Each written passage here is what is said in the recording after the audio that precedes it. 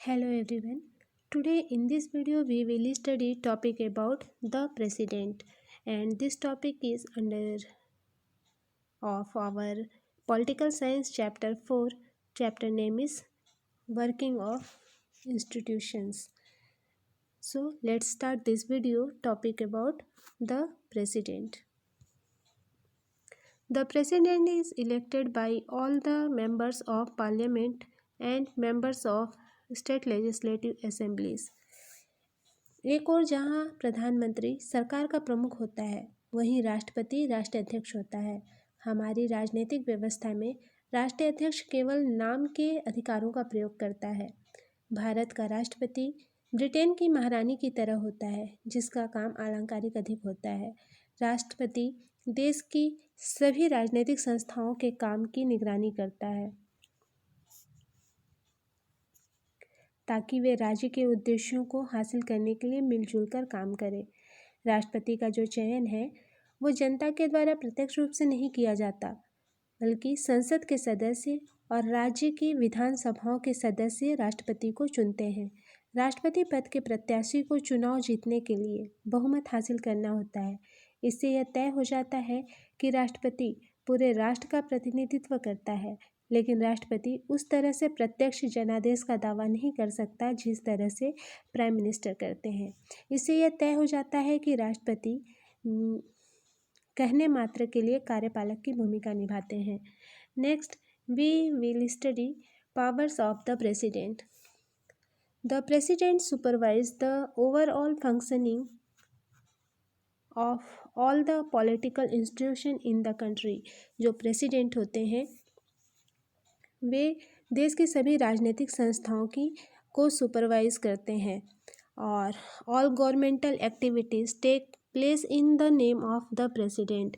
और राष्ट्रपति के अधिकारों के मामले में यह भी बात लागू होती है कि सारी सरकारी गतिविधियां राष्ट्रपति के नाम पर ही होती हैं। अगर आप कॉन्स्टिट्यूशन को थोड़ा ध्यान में रखें तो आप पाएंगे कि ऐसा कुछ भी नहीं जो राष्ट्रपति न कर सके।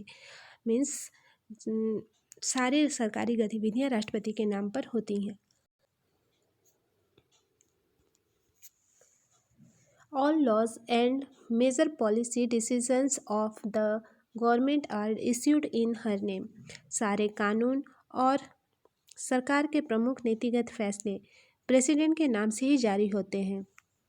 All major appointments such as the chief justice of India, the जज of the supreme court and the high courts, the governors, the election commissioners, ambassadors to other countries are made in the name of the president. सरकार की सभी प्रमुख नियुक्तियां राष्ट्रपति के नाम पर ही होती हैं। वह भारत के प्रमुख जो मुख्य न्यायाधीश हैं और साथ ही सर्वोच्च न्यायालय और राज्य के उच्च न्यायालयों के न्यायाधीशों, राज्यपालों, चुनाव आयुक्तों और दूसरे देशों में राजदूतों आदि की नियुक्ति भी राष्ट्रपति ही करते हैं। All international treaties and agreements are made in the name of the president. सभी अंतर्राष्ट्रीय संधियां और समझौते राष्ट्रपति के नाम पर ही होते हैं। The president is the supreme commander of the defence forces of India. और साथ ही भारत के रक्षा बलों का सुप्रीम कमांडर राष्ट्रपति ही होते हैं। However president exercise all this powers only on the advice of the council of ministers. लेकिन हमें यह भी याद रखना चाहिए कि राष्ट्रपति इन अधिकारों का इस्तेमाल मंत्रिपरिषद की सलाह पर ही करते हैं। राष्ट्रपति मंत्रिपरिषद को अपनी सलाह पर पुनर्विचार करने के लिए कह सकते हैं, लेकिन अगर वही सलाह दोबारा मिलती है तो वह उसे मानने के लिए बाध्य होते हैं। इसी प्रकार संसद द्वारा पारित कोई विधेयक राष्ट्रपति की मंजूरी के बाद ही कानून बनता है। अगर राष्ट्रपति चाहे तो उसे कुछ समय के लिए रोक सकते हैं। वह विधेयक पर पुनर्विचार के लिए उसे संसद में वापस भेज सकते हैं, लेकिन अगर संसद दोबारा विधेयक पारित करती है तो उसे मीन्स राष्ट्रपति को उस पर हस्ताक्षर करना ही पड़ेगा। So you may wonder, what does the president really do?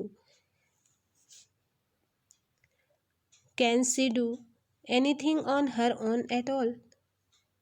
एक महत्वपूर्ण चीज़ है जो उसे स्वविवेक से करनी चाहिए, that is appoint the prime minister.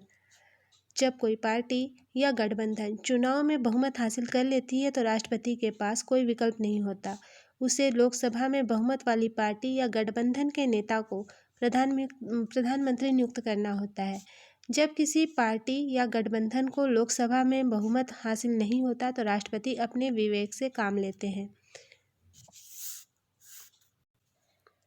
The president has to appoint the leader of the majority party or the coalition that enjoys majority support in the Lok Sabha. Means जो राष्ट्रपति होते हैं वह एक ऐसे नेता को नियुक्त करते हैं जो उनकी राय में लोकसभा में बहुमत जुटा सकता है। When no party or coalition gets a majority in the Lok Sabha, the president exercises her discretion. ऐसे मामले में राष्ट्रपति नवनियुक्त प्रधानमंत्री से एक तय समय के भीतर लोकसभा में बहुमत हासिल करने के लिए भी कहते हैं।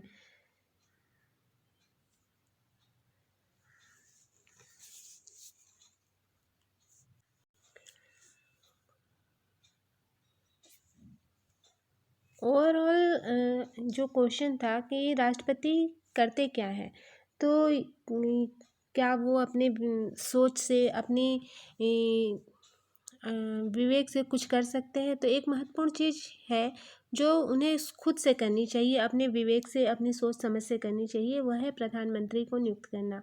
जब कोई पार्टी या गठबंधन चुनाव में बहुमत हासिल कर लेती है तो राष्ट्रपति के पास कोई विकल्प नहीं होता, उन्हें लोकसभा में बहुमत वाली पार्टी या गठबंधन के नेता को प्रधानमंत्री नियुक्त करना होता है।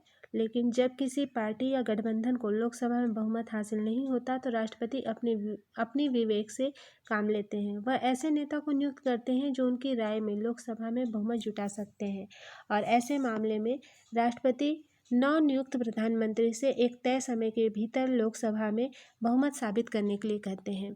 सो in today's video we will study topic